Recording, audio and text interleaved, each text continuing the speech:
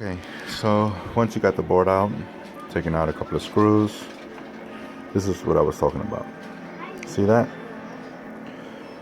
The paste under this sometimes gets a little bit crazy, but one of the things that you want to check out is to make sure that this is actually making contact. There is no blown capacitor. Um, Sometimes these bleed and they pop open on the top. Make sure that none of them is wiggling. So you take it softly, don't pry on it hard. You just wiggle your finger slowly on it. If one is beginning to move, that's your culprit. Same thing goes with the little small transistors. You want to check everything, make sure that nothing's blown, nothing's burned, there's nothing burned on the motherboard. Because sometimes some of these things will shock this. And as you can see, it's small, it's compact. Meaning, it's basically like a laptop. The motherboard of a laptop, a little bit more refined. The heat drink's not onto the GPU. GPU itself, or it's on the board itself. And the connection for your GPUs will be here, here, and here. That's for the audio, which is 1 and 2. These are your beats right here. As you can see, there's a couple of them that move, but you have your CD-ROM, your hard drive connection, your network connection, and you're able to add a couple of more devices onto it depending on how you want to soup it up. But as you see, the memory stick's small. You have the capacity to add one more depending on what you're using it. And this is your other network card for remote access. So one of the things I like to do before anything is make sure that this is nice and clean, that this is actually sitting down properly, and it's actually tightened. You want a flat blade, non-magnetic. If it's magnetic, it's going to affect and you may shock the motherboard. And that one was a little bit loose.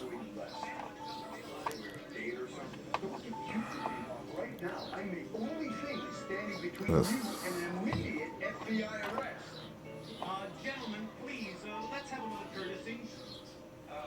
So now that it's open, one of the things that I like to do is just to make sure that the power is actually powering up the unit and it is not the box. Because sometimes this will come off the board, or there's trouble in this little box unit that even though it's powering the light, it's not making any contact. And one of the other things you want to check also is the power control units. Sometimes there's not enough power over here that will not allow the TV to turn on. There is a couple of things that people should check, just visually inspect. Make sure all the contact points are on.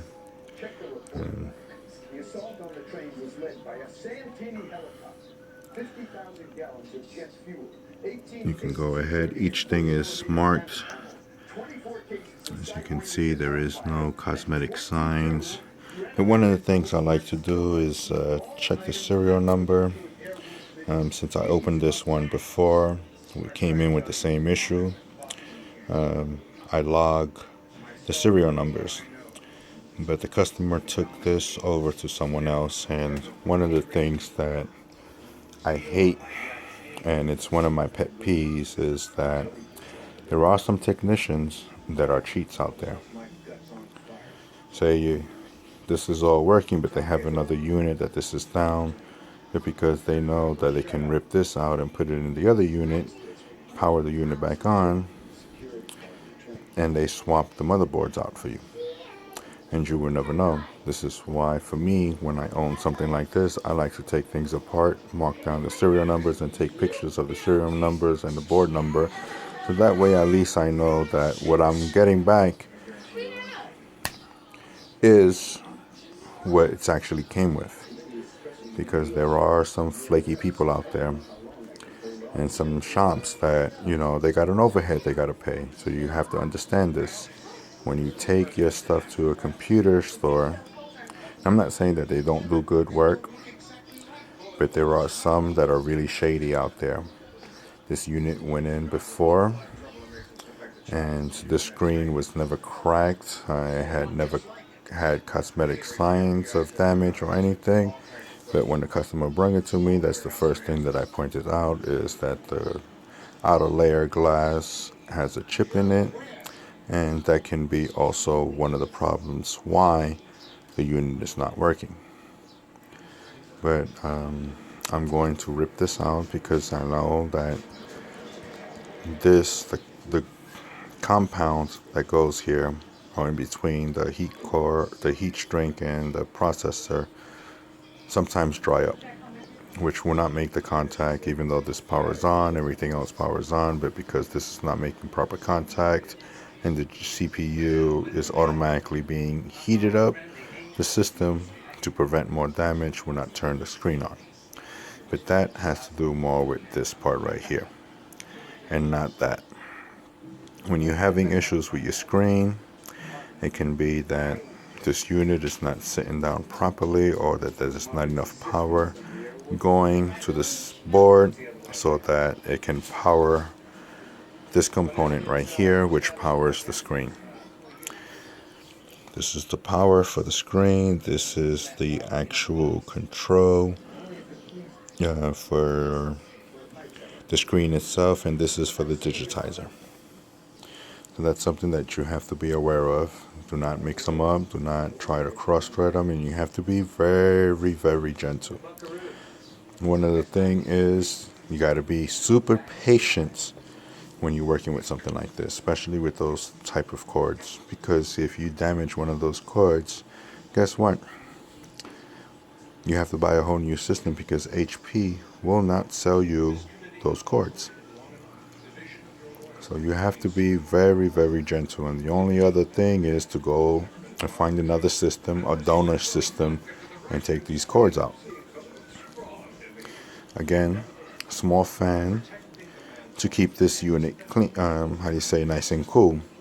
And the only thing that it is cooling down is this part right here, which you can see that there is heat marks on the unit itself. Or, God forbid, someone dropped some fluid on the top side of the screen, and now water got in here, or some kind of liquid got in here and shorted out the board. But because I see no stain marks on the board and only up here, hopefully it's just due to this. I'm not saying that the customer actually got it wet or not, but there is signs of some kind of heat or some kind of damage within this, and that's not dirt. I actually used alcohol and try to clean this, but you can also see the burn mark right there also. So that's something that you have to be cautious about and be very wary about. One of the other thing is you want to blow this out once in a while. Even if you have to go and get a high power blower, because suctioning it or vacuuming it will never work.